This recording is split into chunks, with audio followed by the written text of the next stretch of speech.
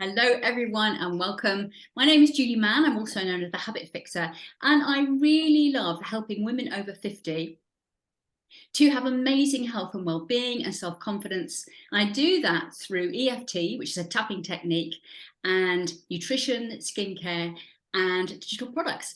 And I'm really excited because today I'm joined by the sales trainer. Yeah, that's what he calls himself, Stuart Pearce. And I know that he's an award-winning sales trainer, so you're in for a bit of a treat. So he's going to be talking about, obviously, good selling habits. So I'm going to hand over straight to you, Stuart. Thank you, Julie, and welcome, everyone.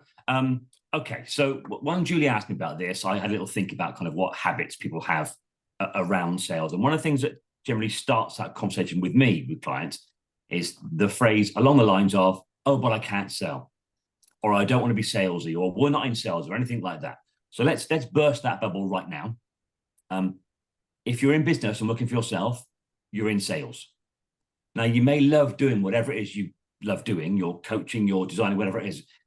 But until you learn to sell, or if you don't sell, you don't get to do the thing you love. So whether we like it or not, we're all in sales, me included. Now, there are some misconceptions, shall we say, around sales, which lead to bad habits.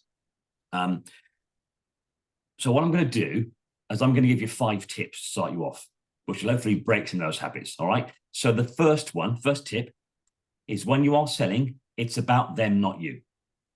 So if you go into the sale, the email, the networking, the meeting, trying to sell to somebody, you probably won't. And you won't because the habit is, or the mindset around that is, you're trying to get their order. Whereas if you go in there to try and help, as in it's about them, not you, hopefully what you've got will help them. If you go in approaching it that way, you break the habit of trying to sell and you just help people. I promise you, the sales will come whether you like it or not. Whether you meant to or not, it'll work because you're there trying to help. And hopefully what you do will help them rather than trying to sell.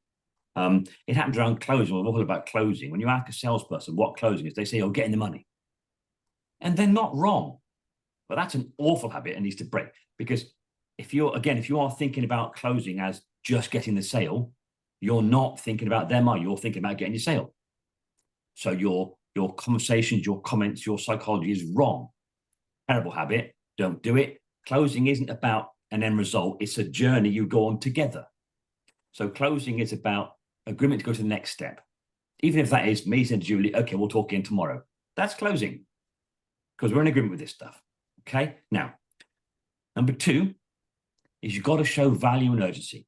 Now, when you are selling, if you don't show value to somebody, why would they want it? Again, the habit you'll have here, we've probably all had those lovely emails or LinkedIn messages to say, hi, I'm Fred from such and such a, well, fantastic.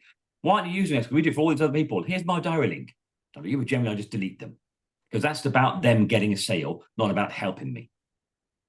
As I said to you before, awful habit to have because you're just about getting the money. That doesn't help me or it doesn't make me rush to come and buy from you. Yeah. So stop that one. Doesn't work. And if you don't build value, why would they buy what you want? Now, don't mistake value for monetary value. That won't always be the case. It will on occasion, absolutely. But value is often about being more efficient, more healthy, more effective, more whatever else. It's not necessarily about the monetary value. Okay. Now, if you show them value, but no urgency, because you're just talking about how great it is, but not how it's going to help them, they'll just do this. Thank you. And Google. And they'll Google cheap versions of whatever you try to sell them. Okay. Because you were trying to sell. Value and urgency go together. If they see value in it, they see the importance of having it, they'll buy from you. Because you tried to help and didn't try to sell to them. Okay. Number 3, please, as of now, stop calling it a sales pitch. That's an awful habit that so many people have. And we panic when we hear the word sales pitch. I've got to sell now. Well, we already said don't do that. So don't call it a sales pitch. It's a conversation. Call it a sales conversation if you like, but have a conversation. Just talk to people. Show them how you can help. Show them the value of what you do and how much better their life will be afterwards. That's how you should do it. So stop calling it a sales pitch. Horrible habit. Don't do it. It changes everything. And number 4 is follow your process. Now, when you've got something that works, So, for example, you'd go, right, on the first of the month, I press go on my process, I do my 5 steps, and I get new clients. Great, I'll keep doing that. Now, let me shatter another illusion. Nothing in sales is perfect and will work every time. I don't care what the Wolf of Wall Street tells you or anything else. Nothing is perfect because we're talking with people here. It's human nature getting in the way, okay? But if you find something that works, just keep doing it. I'm sure we've all heard the phrase sales is a numbers game, and it is at a certain point. Once you've got something that works, now it's a numbers game. Which brings me to my last one, number 5, which is don't panic. Nobody can sell to everyone. So when you don't panic. Don't worry about it. It's such as life. Yeah? Don't panic about getting questions and objections, as salespeople call them. If you're getting questions, that's called a buying signal. It means they're interested. If someone's asking you questions about what you do, they're interested. It's your job to then have that conversation with them, stop trying to sell to them and pitch them, have a conversation, see how much you can help them, and then the sale will come.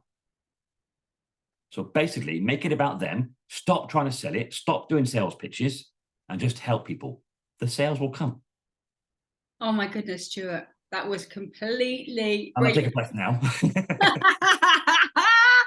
Fantastic. I love that. And I'm sure I know there'll be lots of people listening who have really got value from that and may want to watch it back. I've got to ask you, have you learned this the hard way? Were you selling previously and doing all those things? Yes, I mean, yeah, it says the sales trainer now and award-winning, all that kind of stuff. But as I said to me the other day, yes, I'm an award-winning, successful, overnight success sales trainer, 20 years in the making. I've been doing this for 20 years, more than 20 years. So yes, you learn some stuff. That's not. It's like I've been in front of groups of salespeople, and one guy says to me, I know I've seen Wolf of Wall Street. Yeah, let me clarify. The Wolf of Wall Street is not a target for achievement. It's a moral story. Don't do any of that stuff. There are some awful, awful, awful habits in that. Don't do any of them.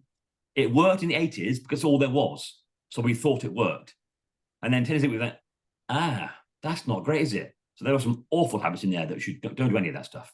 Oh my goodness, awful habits! But what an amazing film! What an amazing film! And the other one is Boiler Room. Love that one. Same sort of thing, I haven't seen that. Boiler Room, where Vin Diesel from Fast and Furious runs across an office and jumps on table and to get a sales call. You can't. No, oh, cracky, don't do that now. But I guess yes, in the whole, because I sold before I was a trainer.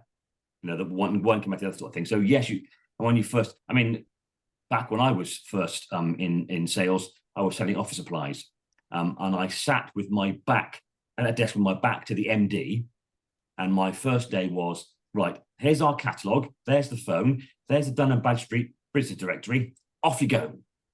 That was it.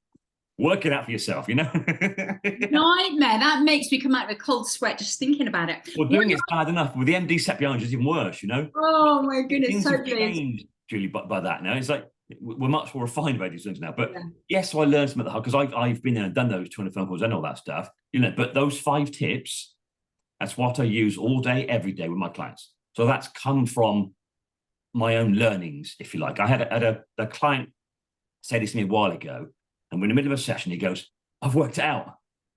Okay, I'll bite. What have you worked out? He goes, "I've worked out how you do it." Okay, go. Tell me then. He's like this. He goes, "Right, so you've got like 25 million bits of information about sales in your head." Okay, he said, "And when you're talking to me, you just pull out the bits that matter to me." And I went, "Yeah, you're right. This is how I do it."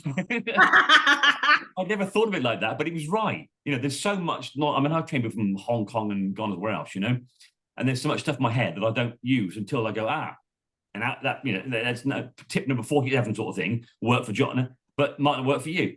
And I was like, yeah, you're right. That is how I do it. Yeah, because you're listening, aren't you? You were listening. That's the key. And actually, you're a very likable person, and that's the other thing, isn't it? So I've got one final question, Stuart, and I love that mug. I know you've had it for a long time. The question, it was on number 3, which was all about value and urgency. Have you got an example in a sentence how you might do that? Which shows you weren't listening. Value and urgency is number 2, number 3. Oh gosh, not listening. We'll go again. Right. 1, it's about them, not you. 2, value and urgency. 3, have a conversation. 4, follow your process. 5, don't panic. Right. Number 2. The way you build value So it's not necessarily about monetary value. It's about showing them the worth of having you on board. There's a let me do it this way. So at some point, someone say, "Well, how much is it?" You know, they'll ask you, and we show them this. What do you mean, the price or the cost? Because the price is what you're going to write on the check. Just to show my age. The cost is what it'll cost you to stay as you are. So value is about the cost. It's the cost. So they are inefficient now, we'll say, okay, in their business. I mean, I'll give an example. I worked for a river cruise company a few years ago, and they would take the order, you know, booking on the phone, then have to fill it on a piece of paper, walk down the corridor to a lady who put it on a spreadsheet, who would then export that to the CRM.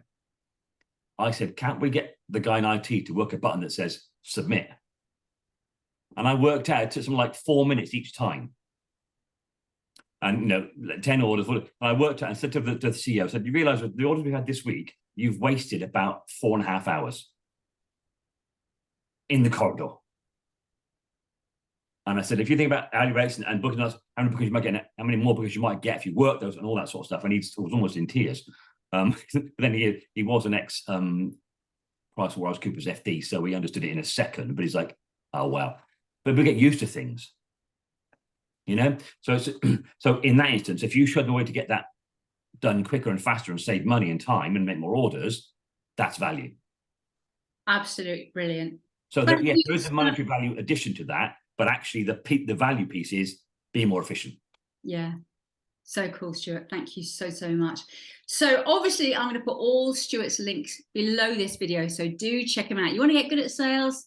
Get in touch with him. My links will be there as well. So all there is for me to say, Stuart, is thank you so much. My pleasure. My pleasure. Your gems of wisdom. And oh, there's plenty more. I'm sure. And thank you ever so much, everyone else, for watching.